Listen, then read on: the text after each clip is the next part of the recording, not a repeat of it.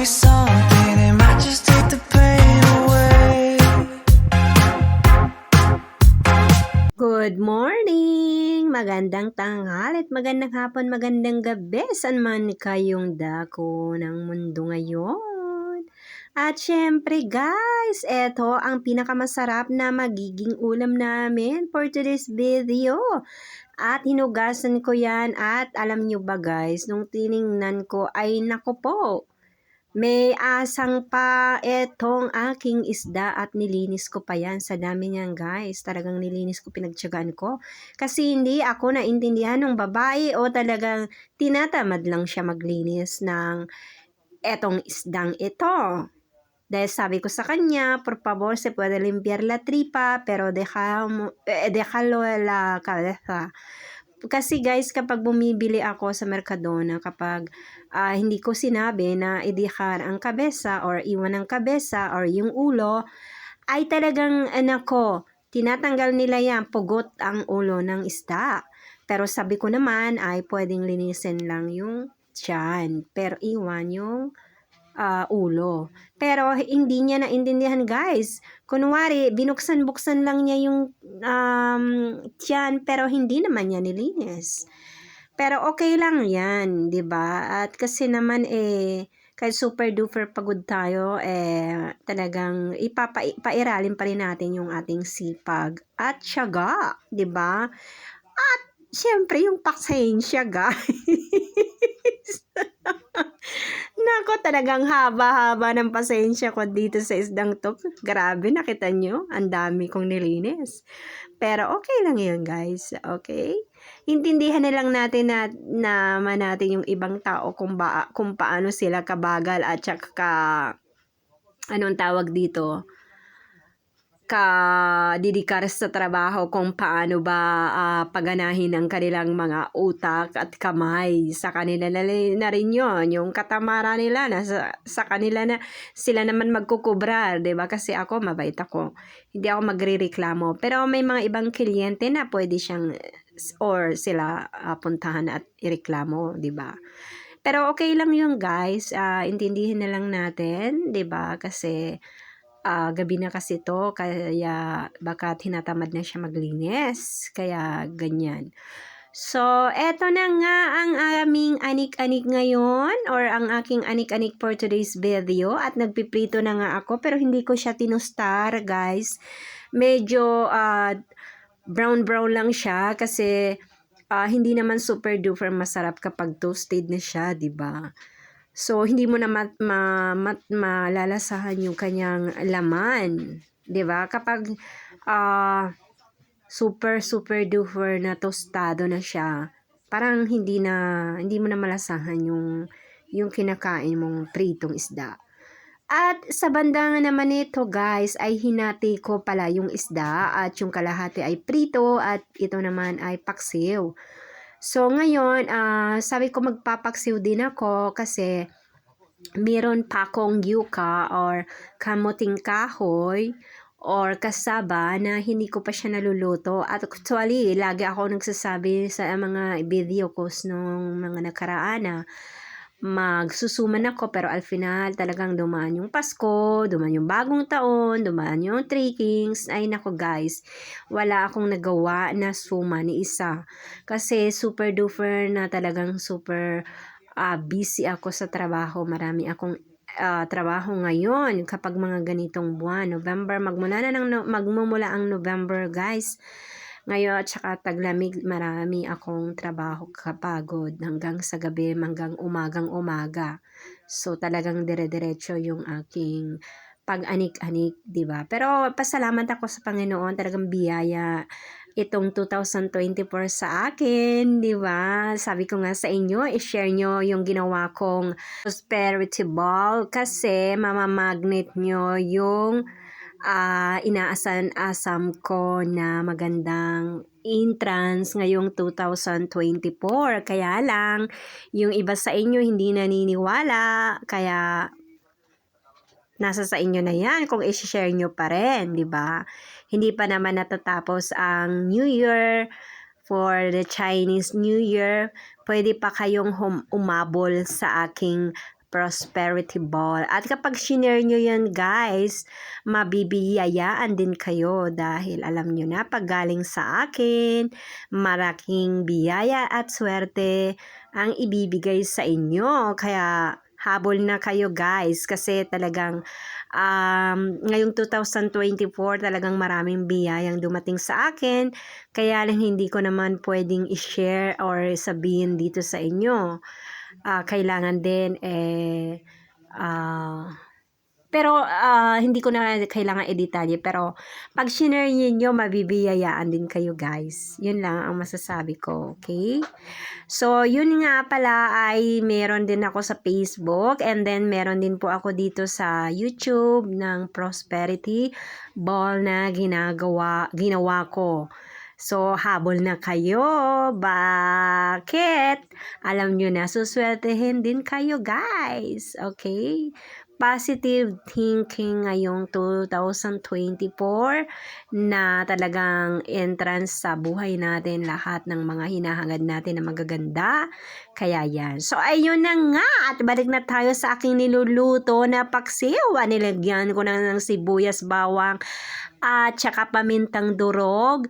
At syempre, hindi mawawala ang ating vinegar and mantika. Kapag kayo'y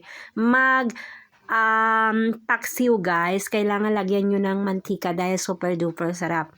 Pero wag nyo na rin lagyan ng tubig guys kasi alam nyo naman ang isda ay nagsasabaw siya. So kapag nilagyan natin siya ng tubig, so matatagalan tayo magpababa ng tubig, ng sabaw. Kaya mas maganda nang huwag na lang. So eto na nga, nilagyan ko rin siya ng pimento verde or bell pepper na green, and then yung ating maliit dyan na sa gitna, nakikita nyo yan, yung habang yan. Super duper maanghang siya guys. Nilagyan ko lang siyang isa kasi naiwan lang yan nung aking mga nung Pasko pala, nung bagong taon, yung aking pagpaksiw ng dorada, yung malaking isda. So ito ang natira, isa na lang. So, eto na nga ang ating anik-anik ngayon. At guys, itong sobra gagawin kong paksiw or ginawa kong paksiw, ang sobra nito ay kakainin ko din. Alam nyo ba kung anong kombinasyon ang makakain ko bukas? Ay ang kamoting kahoy or yuca or kasaba. Naku, grabe. Sana may time ako bukas magpilar ng balat, magbalat ng kasaba, and then para meron akong paksiw na ginatan na yuca or kamuting kahoy bukas. Naku, ngayon pa lang guys, nagvo-voice over ako, talagang naglalaway na ako. Alam niyo kung bakit? Naku, miss na miss ko yun magmula pa nung Pasko, nung bagong taon, at nag-trickings na. Ay nako guys. At eto na nga, luto na naman ang ating pritong isdang boquerones na napakasarap naman talaga. At nako, sarap na sarap yung anak ko guys. Super duper. At eto naman dito ay maghihiwa tayo ng ating pinaka-berdura o vegetables, ang ating kamatis. At syempre guys, pagkakain kayo ng kamatis, kailangan ninyong tanggalin ang buto-buto kasi alam nyo na, pampasira ito ng ating appendix. Yung mga appendix dyan, appendicitis. Nako, ingat-ingat tayo. Diba? Yung pagkain natin ng mga ganito, ingat tayo at hindi po natutunaw ang mga buto-buto. Diba? So, ayun, alam nyo na, kapag binuksan ang ating appendix, ay makikita dyan yung mga buhok-buhok ng ating kinakain tulad ng karning baboy, buhok ng tao, at itong buto ng kamatis. Kaya ingat-ingat kayo dahil hindi yan ang mga natutunaw, diba?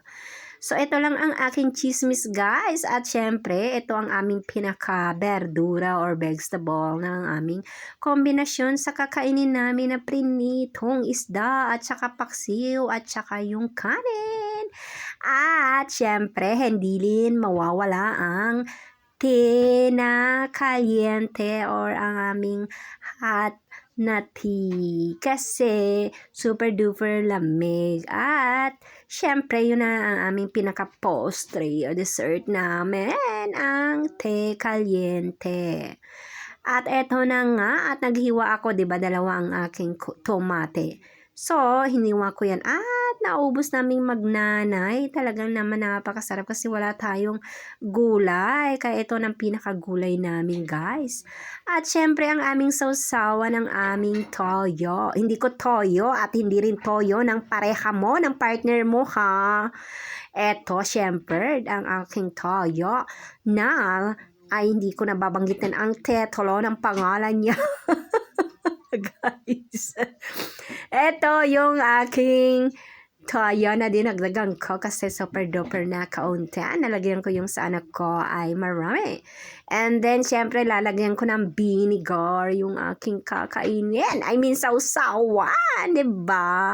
At eto naman, taran, luto na ang aking paksiw na boquerones. O, diba, ang sarap. Super duper. Talagang napakasarap. At masarap pa to bukas kapag kombinasyon ko na ito ay kakain ako ng ating kasaba or aking kasaba para bukas. Taran! Ito na ang aming preparasyon. Ito na ang aming lamesa, guys. Tingnan nyo naman ang prinito. Napakasarap. Grabe, diba? Hindi siya masyadong tostado kasi hindi na masarap kapag tostado, hindi mo na malalasahan kung gaano kasarap ang boquerones or isda na malinamnam, na matamis-tamis, diba? At yung paksiw, grabe, 101% sinasabi ko sa inyo kapag ako nagluto ng pagkain ay talaga napakasarap, lalo na ang paksiw, diba? Sige na nga, at ito'y kakain na kami. Syempre ng kanin, hindi mawawala. Kailangan ako kumain ngayon ng kanin para may energy ako. At syempre, ito na nga yung kamatis na ating pinaghiwa-hiwa kanina, diba? At yung tayo at yung tea burger ng aming kakaiinomin. Ano ba yan? Kakao, kake, o kako. Nako guys, at syempre, magkakamay kami ngayon ay napakasarap naman talaga kumain. Nakakamay, hindi pa ang gagamitin, kamay. At syempre, malinis naman ang aming mga kamay guys. Naguhugas naman kami. So, eto na nga ang aking anik-anik, ang aming anik-anik. At syempre, huwag natin kalimutan na magpasalamat sa Panginoong Kristo sa lahat ng biyayang natatanggap natin magmula sa umaga hanggang sa pagtulog, diba? Yan na nga po ang aking video for today at ingat po kayo lagi at kayo din po ay pagpalain ng poong may kapal ang ating amang si Jesucristo na siya ang lumikha ng langit at lupa at pagmamahal sa kapwa sa lahat ng biyayang natatanggap natin. Ingat-ingat din po tayo. Lagi kong sinasabi kapag lalabas kayo ng bahay, dalhin nyo si Mr. at si Miss Pasensya para buhay laging masaya. Siyempre, laging pasensya ang pairalin natin. Huwag init ng ulo, okay? So guys, maraming salamat po sa pagyakap at sa mga bago kong subscriber, ang aking mga mahal sa buhay. Siyempre, hindi mawawala at kasama na rin po kayo. At siyempre, maraming salamat sa mga aking mga bagong subscriber. At siyempre, sa mga bago kong viewers at sa mga yakap ninyo at pagmamahal ninyo, maraming salamat po. I appreciated naman talaga kung gaano nyo pinapahalagan ang aking YouTube channel. At syempre naman, please naman, paki-follow nyo naman ako sa Facebook, Gigi Voicing. At syempre dito, subscribe na rin kayo para kayo ang unang-unang ma-notified kung may mga bago akong video. Makikita nyo ang kachismisan ko, diba? O yan, kain na po tayo at nakakamay talaga. Super duper sarap. Ang unang subo ay para sa inyo dahil mahal na mahal ko kayo. So guys, syempre, salamat po sa inyong lahat. At please like and share and ring the bell na rin. Hanggang dito na lang po at ingat po kayo lagi. At lagi ko nga sinasabi sa inyo, i-share nyo yung aking prosperity ball para kayo din po ay swertehin. Mamagnet nyo rin ang swerte.